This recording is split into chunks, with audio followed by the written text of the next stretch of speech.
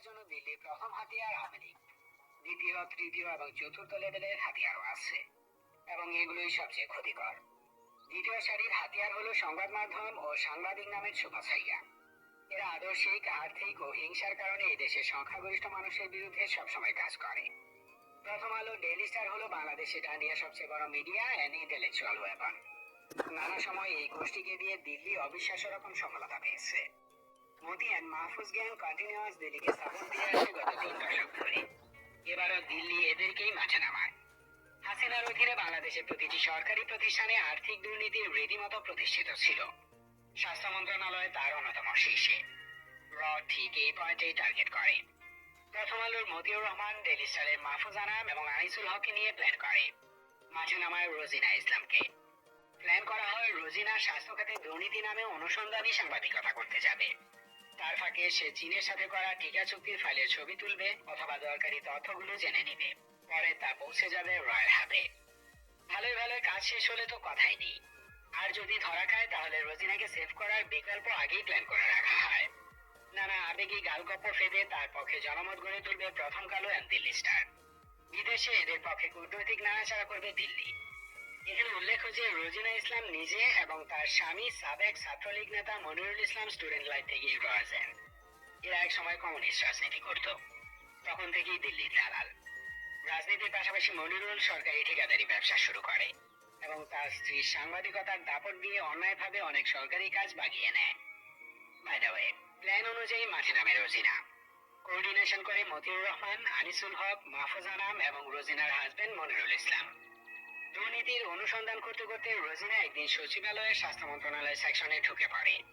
অতি গুরুত্বপূর্ণ ফাইল সমূহ যে সচিবের রুমে থাকে সেখানে যায় সে। চীনের সাথে টিকা চুক্তির ফাইলটা ওই সচিবের টেবিলের ওপরেই ছিল। এই তথ্য সচিবালয়ে থাকা এজেন্টদের মাধ্যমে আগেই জানতে পারে এবং তার রোজিনাকে জানিয়ে দেয়। অনুসন্ধানের কাজে এসেছে বলে সেই সচিবের সাথে দেখা করে রোজিনা। এটা সেটা নিয়ে কথা বলতে থাকে সে। সচিব ভদ্রমহিলা রোজিনার আচরণে সন্দেহ করেন, তবে তাকে এড়িয়ে যেতে পারছিলেন না। একে তো প্রথম কালোর সিনিয়র সাংবাদিক, তার উপর সাবেক ছাত্রলীগ সন্তার ওয়াইফ, তাই ভদ্রভাবে ইগনোর করার চেষ্টা করছিলেন। তখন লাঞ্চ টাইম চলছিল।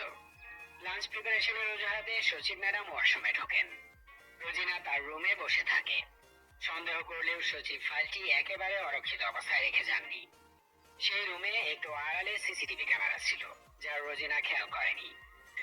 রোজিনা জানে যে লেডিসদের ওয়াশরুমে একটু বেশি টাইম লাগে, তাই সেই সচিব ওয়াশরুমে ঢোকার সাথে সাথে সে টিকা চুক্তির ফাইলটা খুঁজে বের করে তার জামার ভিতর ঢুকিয়ে ফেলে। সচিব ম্যাডাম তার ফোনের ফিডে সব দেখেন। সেখান থেকে তার স্টাফদের নির্দেশ দেন রোজিনা যেন তার রুম থেকে বের না হতে পারে। সচিবের পিয়ন এবং আরো দু একজন স্টাফ ইনস্ট্যান্ট তার রুমে প্রবেশ করে।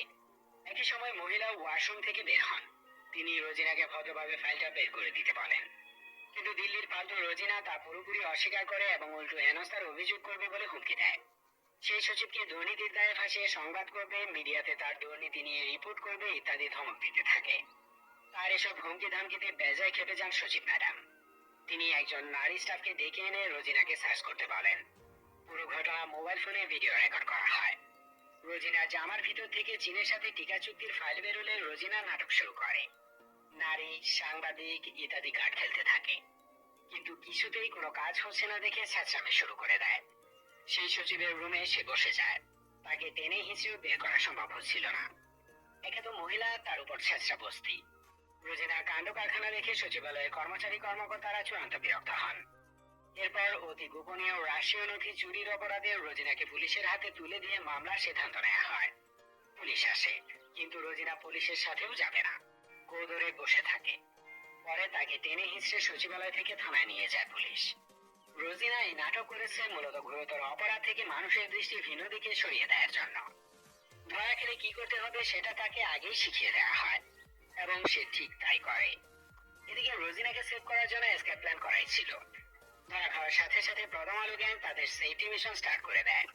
রোজিনা দুর্নীতি অনুসন্ধান করতে গিয়ে হেনস্থার শিকার হয়েছে, মামলা খেয়েছে ইত্যাদি বানোয়াট গল্প লিখে দেশবাসীকে ভূগোল বোঝাতে শুরু করে।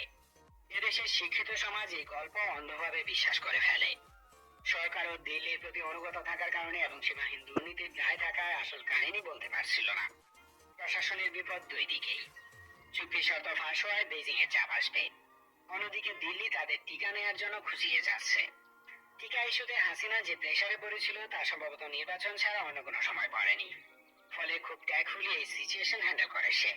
রোজিনাকে কারাগারে পাঠায়, আবার ডান্ডিয়াকেও আশ্বস্ত করার চেষ্টা করে। কিন্তু সমস্যা হলো চুক্তির ফাইল বুকের ভিতর জামার তলায় লুকানোর আগে রোজিনা প্রতি ডোজ সিনোফেকের দাম জেনে গিয়েছিল। চীন বাংলাদেশকে নর্মাল প্রাইসের চেয়েও কম মূল্যে টিকা সাপ্লাই করে এই তথ্য রোজিনা জেনে যায় এবং তার রকে জানিয়ে দেয়। যাই হোক, রোজিনাকে বাঁচানোর জন্য প্রথম কালো গ্যাং এবং দিল্লি মাঠে নামে। আসল কাহিনী গোপন করে দেশের ভিতর মিথ্যা ছড়াতে থাকে প্রথম কালো এবং দিল্লি স্টার। ওদিকে ডান্ডিয়ানরা ডিপ্লোম্যাটিক ওয়েতে রোজিনার জন্য ফরেন লবিং করতে থাকে। এমনকি আমেরিকান জার্নালিজম ফোরামগুলোতেও তারা রোজিনার গল্প তুলে ধরে। সত্য চেপে যায়। ফলে মাত্র 7 দিনের মাথায় রোজিনা ছাড়া পায়। হাসিনাকে ডান্ডিয়া এই বিষয়ে বাড়াবাড়ি না করার নির্দেশ দেয়। তবে মামলা তুলে নেওয়া হয়নি। খেয়াল করে দেখুন, 17 মে দুপুরে রোজিনা কট খায়। পরের দিন দুপুরে অর্থাৎ প্রায় 24 ঘন্টা পর রোজিনার নামে থানায় মামলা হয়। এর মাঝে সচিবালয়ের কতিপয় কর্মকর্তা রোজিনার কাছে জানতে চান যে চুক্তির ফাইল থেকে কি কি তথ্য সে বাইরে পাচার করেছে। রোজিনা মুখ খোলেনি, কারণ অলরেডি ক্রিটিক্যাল কয়েকটি ইনফো সে ফোনের মাধ্যমে রয়্যাল লোকাল এজেন্টের কাছে পাঠিয়ে দিয়েছে। সেটি স্বীকার করলে দেশদ্রোহিতার মামলা দিয়ে তার ছাল খুলে নেবে হাসিনা। কারণ শেখ হাসিনা তার কোনো বয়ফ্রেন্ডকেই চটাতে চায় না। একজন দেয় টাকা, আরেকজন দেয় ফ্যাসিজমের সকল অ্যাসিস্ট্যান্স। আর রোজিনা তার এই ফ্যাসিজমের প্রেমে ক্যাচা লাগাতে চেয়েছিল। এনিওয়ে, মুখ না খোলার কারণে স্বাস্থ্যমন্ত্রীর নির্দেশে রোজিনার বিরুদ্ধে রাষ্ট্রীয় গোপন তথ্য চুরির অপরাধে মামলা করা হয় এবং আসলে সে গুরুতর অপরাধ করেছিল। ফলে মামলা না নিয়ে আদালতের উপায় ছিল না। হাসিনা এবং রোজিনা দুজনেই যদিও দিল্লি গ্যাংয়ের সদস্য, তথাপি দুজনের সার্ভিস প্রদানের রাস্তা আলাদা এবং এখানে হাসিনার লসের সম্ভাবনা ছিল। তাই সে দিল্লির সেকেন্ডারি কামলা গোষ্ঠীর একজনকে জেলে পড়ে। তবে দিল্লির এফোর্ট এবং প্রথম কালো দিল্লি স্টারের ব্যাপক মিডিয়া ক্যাম্পেইনের ফলে 7 দিন পর মানে 23 মে রোজিনা ছাড়া পায়। এই দালাল কয়েকদিন জেল খাটলেও তার কাজ সে সাকসেসফুলি সম্পাদন করে। মানে বাংলাদেশ চায়না টিকা চুক্তির গোপন তথ্য সে ডান্ডিয়া হাতে তুলে দেয়।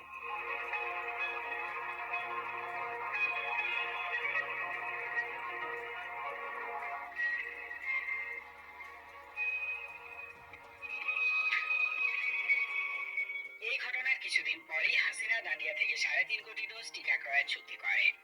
$4 তা কেনা হয় এবং লজিস্টিক্স হিসেবে বেক্সিমকো পায় আরো $1। ওদিকে শোনা গিয়েছিল যে চীন থেকে আমদানি করা টিকার দাম ছিল $5 অথবা $6। এই গল্প আপনার কাছে অতিরঞ্জিত কিংবা মিথ্যা মনে হতে পারে, কিন্তু সে সময় সচিবালয়ে থাকা ব্যক্তিদের কাছে জিজ্ঞেস করে দেখতে পারেন রোজিনা আসলে কি করেছিল। তখন এই ময়লাকে বাঁচাতে দিল্লির সকল পাল্টু একাঠা হয়ে যায়। মিডিয়া ক্যাম্পেইন, পেরোফাইল আনিসুল কটুর ফ্যাসফেসে কান্না, মতি অ্যান্ড মাহফুজের দৌড়াদৌড়ি, সেকুলার সোকল্ড এলিট এবং ট্রান্সকম কার্ট হাউসের মিনিয়নরা একযুগে সেদিন হুক্কা হওয়া রবে দেখে ওঠে। তাদের সেই হুক্কা হওয়া প্রমাণ করে রোজিনার মিশন কি ছিল। যাই হোক, আওয়ামী লীগ এদেশে ডান্ডিয়ান স্বার্থ রাখার রাজনৈতিক হাতিয়ার। প্রথম কালো দিল্লি স্টার হলো অরাজনৈতিক হাতিয়ার। এদের জন্মই হয়েছে দিল্লির বিরুদ্ধে, দিল্লির স্বার্থ দেখার জন্য। বর্তমানে ইন্টারিম গভর্নমেন্টে প্রথম কালো দিল্লি স্টার কাজের অস্বাভাবিক ইনফ্লুয়েন্স। এই ইনফ্লুয়েন্সের রাস্তা ওপেন করেছে আসিফ নজরুল। সেই যুক্ত করেছে শফিকুল আলম এবং প্রতিক্রিয়াশীল সুচিস্মিতা তিথিকে। এই আসিফ নজরুল ক্ষমতা গ্রহণের 6 দিনের মাথায় রোজিনার উপর থেকে মামলা তুলে নেয়। তাহলে বুঝে নিন এদের প্রেম কত গভীর। আসলে এরা প্রথম কালো দিল্লি স্টারকে সুরক্ষা দিচ্ছে। আমরা প্রাণ দিয়েছি, অঙ্গ হারিয়েছি, অন্ধ হয়েছি কি এই কালটির এজেন্ডা বাস্তবায়ন করার জন্য? যে ডান্ডিয়ান খুনির পাছায় লাত মেরে ভাগালাম, সেই ডান্ডিয়ার আরেক দালাল গোষ্ঠীর হাতে দেশ তুলে দিলাম। ভেবে দেখবেন। প্রথম কালো দিল্লি স্টার কালটির সকল সার্ভিস বর্জন করুন। এর বদলে মানব জমিন এবং নিউজ পড়ে দেখতে পারেন।